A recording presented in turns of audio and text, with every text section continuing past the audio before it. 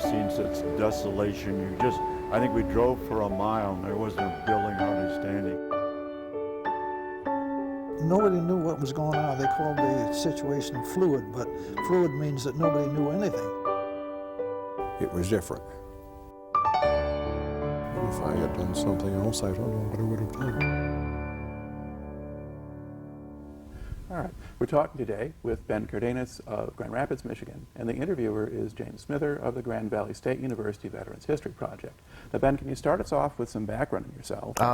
My name is Ben. I'm from born in Saginaw, Michigan. What year? 1981. Okay. Of October. Now, did you grow up in Saginaw, or did yes, you? I grew up there. Graduated high school from there, and What did your family do for a living? they were all auto workers. My dad, retired GM. Mother she worked there also, but then became a homemaker when I was born, I guess. Mm-hmm. But yeah, typical auto worker out of Saginaw. All right, and how many kids were in the family? 4. I was the only boy, the baby. All right, okay. And then where'd you go to high school? Bridgeport High School. It's a little suburb town outside of the city here. Okay, and then when did you graduate? Year 2000. Okay. Yeah. And then what did you do after you got out of high school? I did a semester of college. That's why I moved out to Grand Rapids. I had some family out here. And then And what school did you go to? the Grand Rapids Community College. Okay. I tried that out for a semester. All right, and having tried that for a semester, then what did you do? I always wanted to join the Marines, or the military in general. But I guess I was on my own. I just wanted to try it out. And so I guess it was May of 2001 where I actually signed up. Okay. There was no openings until later on that year. All right, so you just thought you'd try the Marines. So Yeah. What was it about the Marine Corps that you found appealing? Particularly in my generation of my family, my cousins that are my age and all, they all joined the Marines. A few older than me, so we had a lot of tradition. And my family, for the most part, have always been we're a third generation Mexican family. Mm-hmm. But my grandmother on her house has this wall just littered with these military photos of my family. Mm-hmm. From Spanish American War actually, and not Spanish American, but that too, and the Mexican American, and when the Pancho Villa actually had a relative who was a lieutenant with Pancho Villa. His name was Pablo Flores, and there's that famous photo with the General Pershing and Patton and Pancho Villa. Well, my great-grandfather is right behind Pancho Villa. Mm-hmm. So they're always real proud of that, because even when we weren't American, we were still helping out the Americans. Okay. But then from World War II on. So natural enough thing to do. Of course, the time that you signed up, okay, that's May of 2001. Yep. You're not expecting anything terribly dramatic God, to no. happen. Not at all. I was, in it for the college. It was a reserve thing. Okay, I go back to school. Mm-hmm. Wear a nice uniform on the weekend. Look cool, have a nice haircut, and had no idea. Right. The world was going to be in that much chaos. Yeah, so where were you when you learned about 9/11? I was actually sleeping, and then I got like a million phone calls, mostly from my recruiter. Mm-hmm. And I woke up, and all of a sudden he's like, "Hey, we need you to come in here today." Then I find out what's going on. I was like, "Okay," I thought I'm leaving the next day. He just wanted to make sure I wasn't backing out, because I had still no legal obligation to go anywhere. And I was like, "No, I'm ready to go." Yeah, in fact, it was kind of the reverse. You had a lot more people wanting to get in at that point. Absolutely. All right. So when do you actually go in to start training? It was November 13th, 2001. Okay. And where do they send you first? I went to, what was that? MCRD San Diego, the Marine Corps Recruit Depot, San Diego. And did they do the first round of training there, or did they send you out to Camp Pendleton for that? Oh no, that's the first boot camp. I mean, it's broken because it's kind of encompassed in the city, so you can only do so much there. Where you get to a certain level of the training, they have to send you up north with a little more land to do. Okay. So what did they do for that first part of boot camp? They just pretty much strip you of any identity and anything that you were accustomed to as a civilian. They just strip it 100%. Within a week, you are just a clean slate of putty, and they have their interesting ways of doing that. Well, can you explain some of those? Because it varies. It's a little bit different than it used to be. But some of the Marine Corps tradition's always been there. So when you get there, basically, what kind of greeting do you get? You arrive there at San Diego with the camp. What happens? The first thing they do, is teach you how to address the drill instructors, and they let you know that you are no longer an I or me or a name. You are a recruit. So you're just a number. Mm-hmm. That's what they want you to do, because eventually they build you to a Marine. But they strip pretty much any identity you have, and they teach you how to address. and pretty much from there you're cattle, and they, through the, you know, through their orders, they tell you where to go, how to do whatever, because you're totally lost, and you just herded like cattle for about a week because you have no idea what's going on. All right. Now, how easy or hard was it for you to adjust to that? It was tough. I mean, it was no sleep. First of all, there's so many, you know, administrative things you had to get done, so they pretty much keep you up for 36 hours straight, herding you through these tasks, and so you're not used to that. You're used to, you know, going to the bathroom when you want, scratching when you want, doing anything you have to when you want to.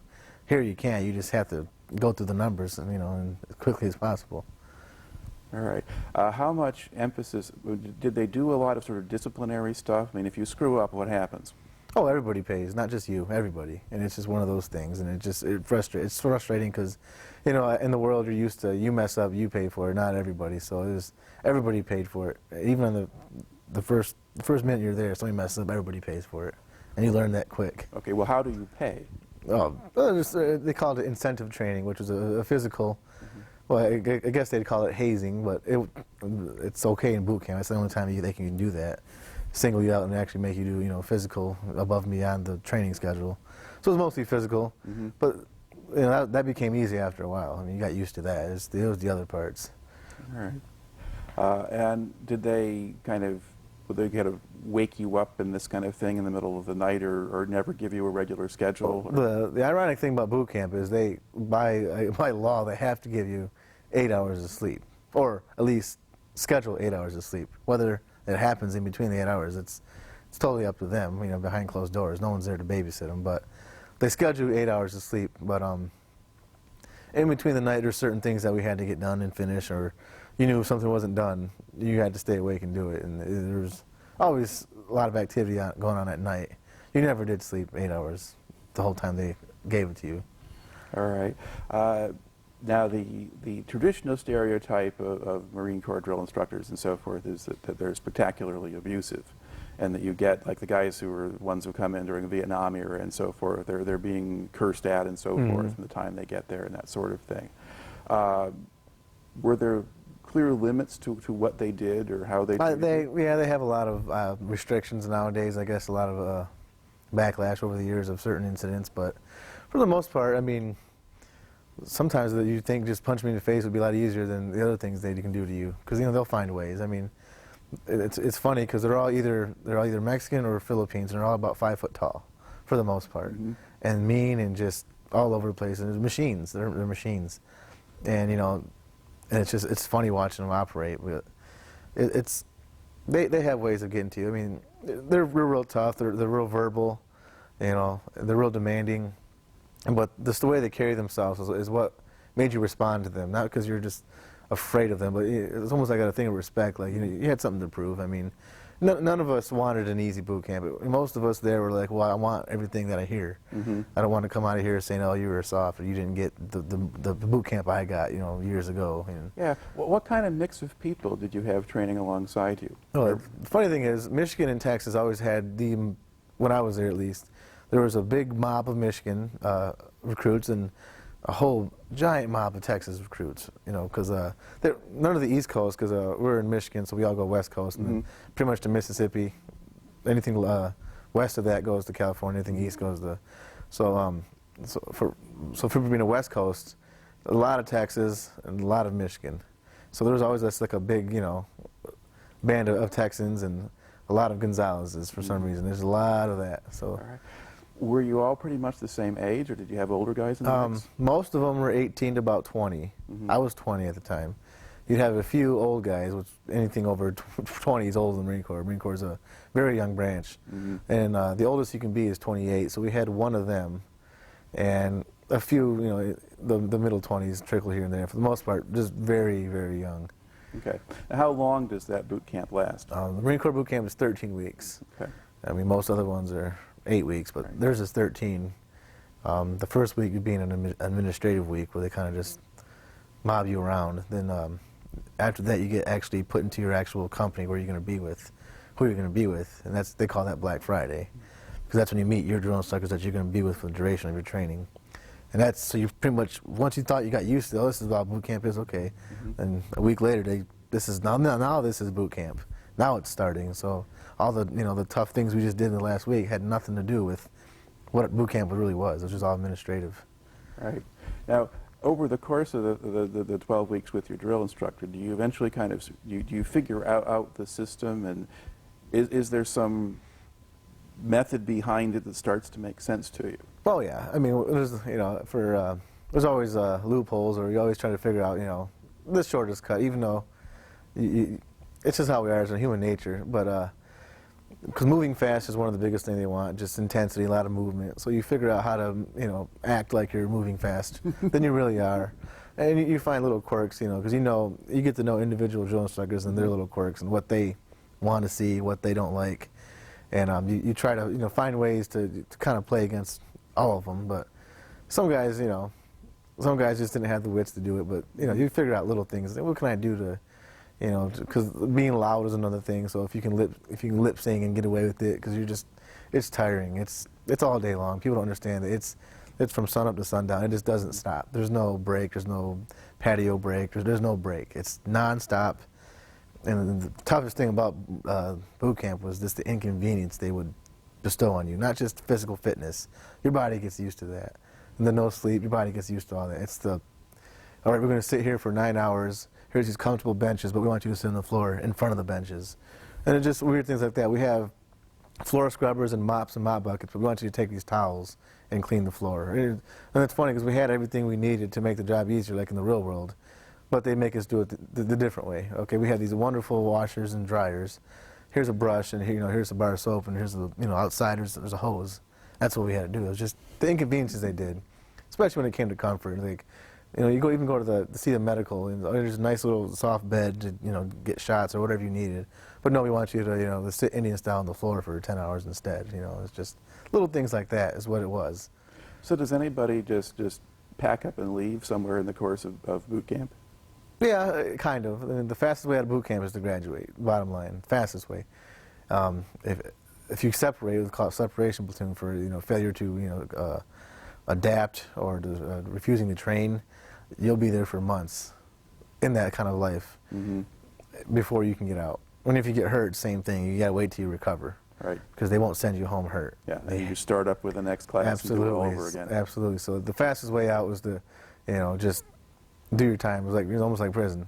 The fastest way out of here is to do the thing they tell you and move on. All right. Now, once you do finish that first 13 weeks, I mean, do they give you a graduation ceremony? Oh yeah, it's the Marine Corps is really rich with tradition. I mean, more than most branches, I can tell. Because you drive down the road. I mean, how many you see a Marine, he's got 1,000 stickers and T-shirts and everything. I mean, you might see an Army guy with one sticker, or I hardly ever see Air Force or Navy stickers. I mean, they should be just as proud as anybody, but there's a difference. But the tradition in the Marine Corps is very, very, very rich, and the history they teach you is we have to know everything.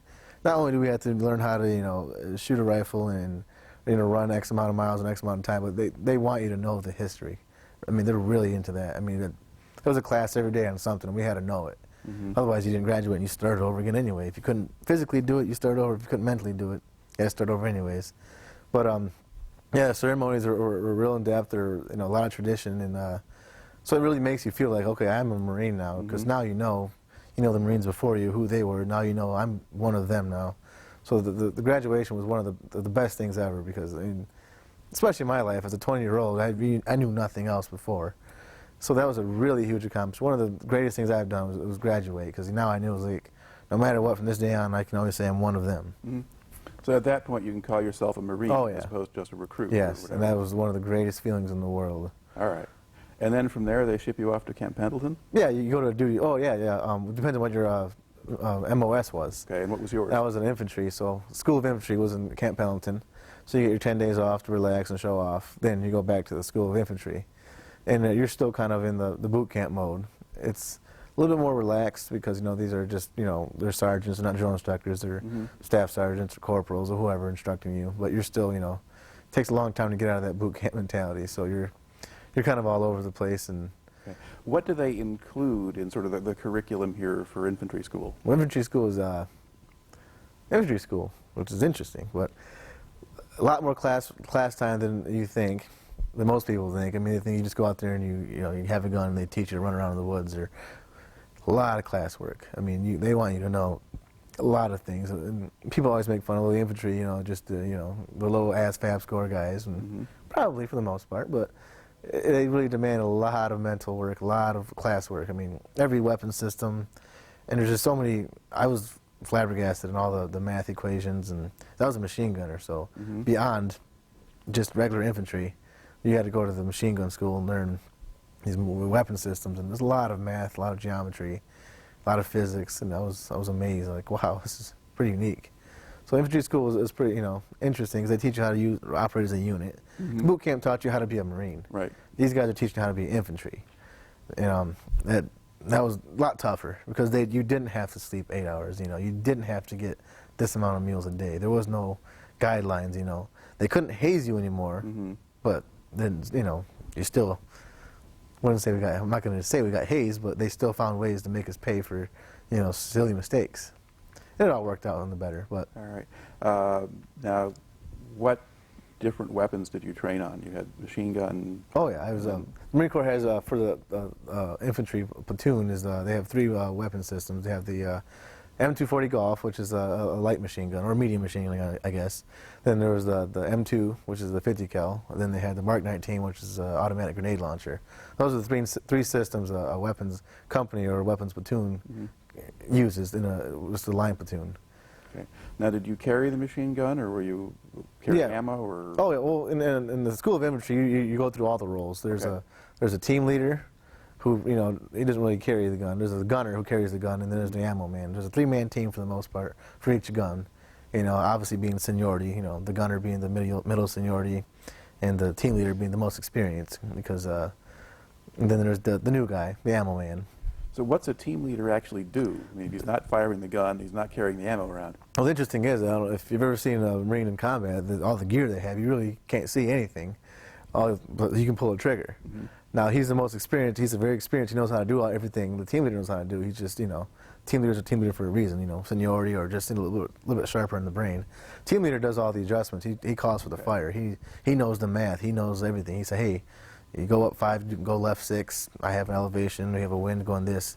He directs you. He tells you where to shoot, not just because there's targets there. Just strategically, this is a better place to provide cover.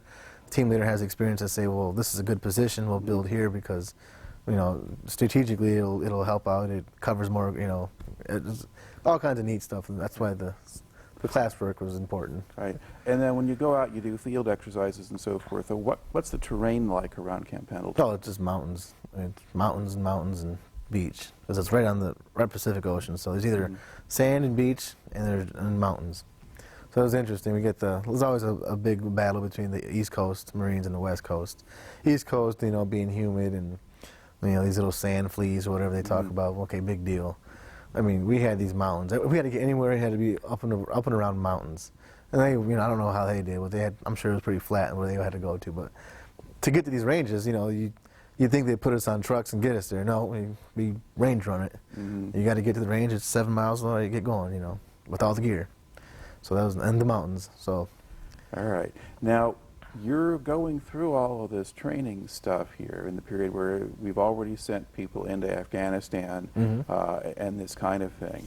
As part of it, are you following what's actually happening with, where the Marines are and what they're doing, or are you just focused on your training? Well, it's kind of hard to get, to reach out for, any kind of media. We're very limited on that free time and liberty, what they call it, to go out base and do what you want. We had very little of that too, but we knew that I believe it was Operation Anaconda just kicked off, and so there was actually ground forces in Afghanistan at the time. So we knew that much, and they'd tell us a little bit. But the ironic thing is just we're still kind of training for that Vietnam mindset. Everything was kind of retro, to what they've been accustomed to for the last 40 years. That was Vietnam being the last large operation at that scale. That's all we trained for, was in these woods and these scenarios, So we, even then I was like, why aren't we training like in the mountains or getting ready to go where we're supposed to? But that's just School of Infantry. Obviously, the real training actually starts when you get to your real unit. Right. Okay. Now, is the infantry school? Is that another 13 weeks, or what is it? That was actually 8 weeks, Okay. but it was pretty intense. It was it was a lot tougher than boot camp physically because beyond just your exercise schedule, you had to go places. Yeah. Everything you did was physical. Everything you did was physical, no matter what it was. It was just tough. It's a different lifestyle. I mean, And now you had mountains. yes, a lot more mountains all the time, and it was tough. And we were always out in the elements. There was no like, you go here and you have to be here at this time. It's just, well, we go out and when you're done, you're done. Okay. Now, what proportion of the guys that you started with originally in boot camp do you think were still there and got through everything on schedule? Well, we lost, just in boot camp alone, we started with, I was 88, and then we ended up with like 71. Mhm. And some of them just got hurt and probably graduated after. Some of them, just gone, Right. It wasn't going to happen. And it was funny because when we all reported to School of Infantry together, we weren't all infantry, but there's another thing called MCT, Marine Combat Training, which those who are in a non-combat MOS go to a 17-day course, pretty much a crash course of, here, just learn this just in case. So you still got to see them, then you kind of split up, and, we went to our School of Infantry, I went to MCT. So 17 days into School of Infantry, we saw a lot of my other friends, go off to their other schools to, learn their computers or whatever, their trucks and engineering, whatever. So, I got to, see them, we were like, dang, they get to go somewhere else and we're still here. But, yeah, so most of them for the most part. Okay. Now, do you get assigned to a unit then once you're out of infantry school? Yep. Okay. Most of the people I went to SOI with, about 80% of them went to Camp Lejeune, was I want to say 2nd Marines, 1-2 for the most part, that actual unit.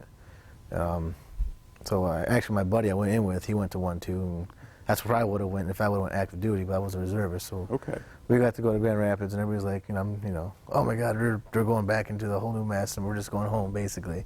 So that was neat at the time. So it was kind of neat. All right. So you're still at reserve status at this point. Well, yeah. Even though things are kind of ratcheting up, Yep. you haven't yet called No. everybody in.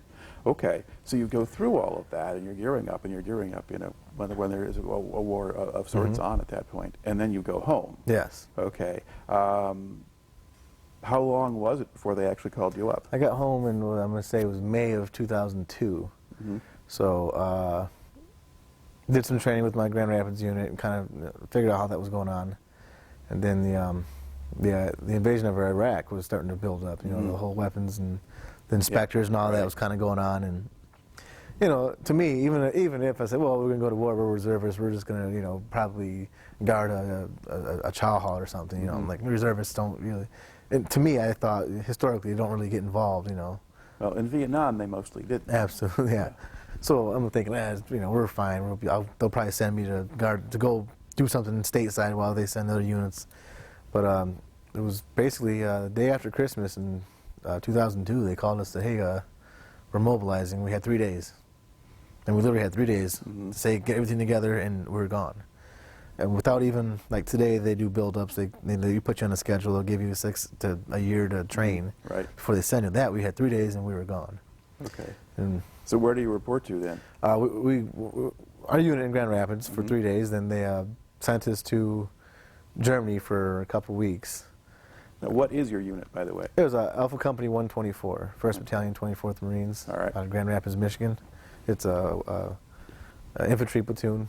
Or a company, I'm sorry, Right. and then within a battalion of Michigan. Right. So that's where I was. Okay. So they send you over to Germany, and what do you do while you're in Germany? Well, we're in Germany. We're just there waiting to go somewhere, and we're assuming we're going to Iraq. We're going to the invasion. The rest of our battalion, we were the only company to go. Our battalion wasn't activated. It was just we were activated as a company, which is weird. And we were the first reserve unit of any entity in the United States to get activated that quickly. And the reason why was our readiness. The readiness isn't, oh, you were the best. Readiness meant our dental was taken care of, our health was taken care of, so we were able to go. It wasn't that, oh, we were the most highly trained or skilled. I thought we were pretty good. But it was just basically we went down to who has the best dental records. This unit they're all good on their dental and their medical, so send them. Okay. So we're like, oh my God, why are we going so quick? Why is our battalion not going? Why is nobody else activated right now? And then a few weeks later, a few Army reserve units got activated, so okay, what's going on here? So we're all assuming we're going to Iraq. Then we find out we're going to little country called Djibouti in Africa, which is a little bit north of Somalia. Yep. We have no idea what's going on. Okay, why are we going? What is this country? So we're like, okay, it's kind of in the Middle East. We're probably just going to go there. Then from there, we're going to, you know, because the invasion hasn't happened yet. So this is probably where we're going to stage. No big deal. So we go to this little country in Africa, and we pretty much got stuck doing the forest protection, which is the base, the guard was what it was. And we ended up staying there for 9 months while the invasion happened in Iraq. How did they get you out there? Commercial flights for the most part. Yeah, actually commercial flights to the whole, yeah. So they charter them? Yeah. The military? Yep. Okay. So you're not sitting there alongside civilians chatting them up, oh yeah. Or, No, it's a charter. You know, we're all exclusive with our own unit, but. Okay. Describe a little bit what Djibouti looked like to you, the base itself, or well, everything has some sort of defense. Everything will kill you. It's weird because it's Africa. It's tough land. It's probably one of the toughest lands I've ever been to. I mean, the cutest little rabbit has some sort of teeth that'll just bite you. The prettiest little butterfly has a stinger. The prettiest flower has these 9-inch thorns, and everything there is built to survive. It was neat to see all of it. I mean, to be in Africa was neat in general. I mean, we saw the hyenas and a lot of crazy things, but if you're seeing Black Hawk Down, it's very similar. It's got that same kind of terrain. They spoke Somalia. Being that there was no government in Somalia, they're just kind of open back and forth everywhere. It was just hot, more desert, not like jungle like you think of Africa. It was a Middle Eastern country. It's right in the Yemen and Egypt and the north, the Horn of Africa. So it was real deserty. Right. I mean, it's this little piece that used to be French Somalia. Yes. But it actually has a government, unlike Somalia proper. It had a little government. I mean, yeah. What do you want to call it? All right. And was this sort of just kind of, but it has a big harbor. Yes. I mean, was it sort of a main staging area and supply base, or could you tell what was going on? No, because when we got there, they were just building. I mean, everything was tents. There was no, actual, hardened facilities yet. It was just tents, and we had no idea what was going on. I mean, we just got there when it just got built, so we didn't know if this was, the what'd you call it? Before Iraq, obviously Afghanistan, we think it's just a war on terror thing. Okay, that's a good area to be at. And that's what it was essentially for. So we're thinking, okay, well, we're probably going to go to Afghanistan or do some other terror operations, which we did a little bit. But for the most, but Iraq was consuming, most of the assets of the military at the time. Yeah. Okay, so you're there then when the actual invasion of Iraq gets started in 2003. Yes. All right. Now, while you're in Djibouti, now you're there for 9 months. I mean, do you create kind of a proper camp, or are you living in tents the whole time? We lived in tents the whole time, but everything else seemed to be getting built up around us. It's funny how the Marines always have some sort of story where everything else is getting better for everybody else except us. Right. And it was funny because the other branches were there, and they're building up all these air-conditioned buildings and these nice little things, and we still in the same old cot in the same tent. But yeah, and do you get stuck with the Marines' food while other people get? No, we actually got to eat what everybody else got to eat, and because we were the only ones actually doing an actual job on the base, we were actually the guard of the base. We got little perks, we got to go to the chow hall in front of the lines, and people realized these are the only guys doing anything here. Everybody else was there, either doing some sort of just staging or in and out transient type of thing. All right. Now, did you see much of the civilian population at all? Yeah, we did a lot of operations on the harbor, actually, where ships would come in, we had to do security for. We did a lot of humanitarian things. We had a lot of civilians actually working on the base. Really nice people. We enjoyed them a lot. They had good spirits for the conditions they live in. All right. Now, were these mostly men working on the base, or they have men and women? Both, yeah. Okay. They weren't as strict as some of the really strict Muslim countries. It was a Muslim country, but they were pretty liberal about that. All right. Now, was there a town you could go into? Yeah, Djibouti City was the capital, and we had to go to the embassy to do security and all the other stuff, and it was a capital. So it was the city. I mean, yeah. But would people go in and hang out? I don't know if they have bars there, but yeah, we actually were there once. We got to do too. And the French Foreign Legion was still there. They had a base, adjacent to us, and we'd see them running around doing a bunch of crazy stuff. But we had I think 3 or 4 times I got to go into the town where we had some sort of kind of supervised little trip to the markets and whatnot, but nothing really too fun. But they probably shouldn't let us do that anyway. looking back on that. All right. Now, let's see. Now, do you have much contact with home at this point? Ironically, no. It was funny because it's like we're not in a forward area. We're in a static area. We should have had. It took about 6, 7 months for us to get an actual efficient way of calling home and internets and everything. Other than that, it was maybe like 3 phones, 3 computers for 4,000 people. Mm-hmm. So it was tough. All right.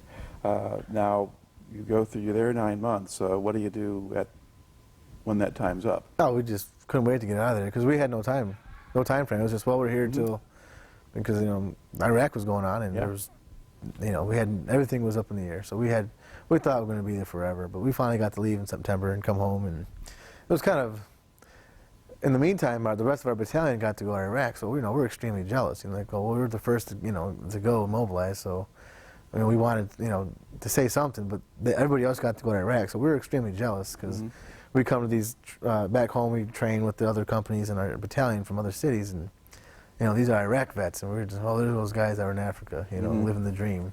So that was kind of, I didn't like that at all. All right.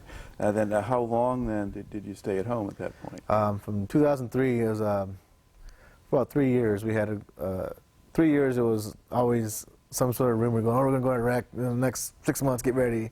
And then no, we're not. Okay, it's 6 months. So it was just up and down, hurry up and wait. And hey, hello Marines, it's game time now. Get ready. Put on your game faces. And this went on for 3 years. And finally.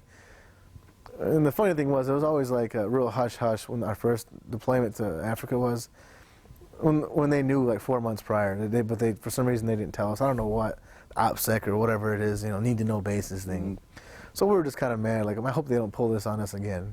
So at least they gave us, okay, hey, we're in, we're going. This is the date, we're going. We had a good 8 months before we knew. So this was actually better because we were like, okay, now we know we're going, now we can train.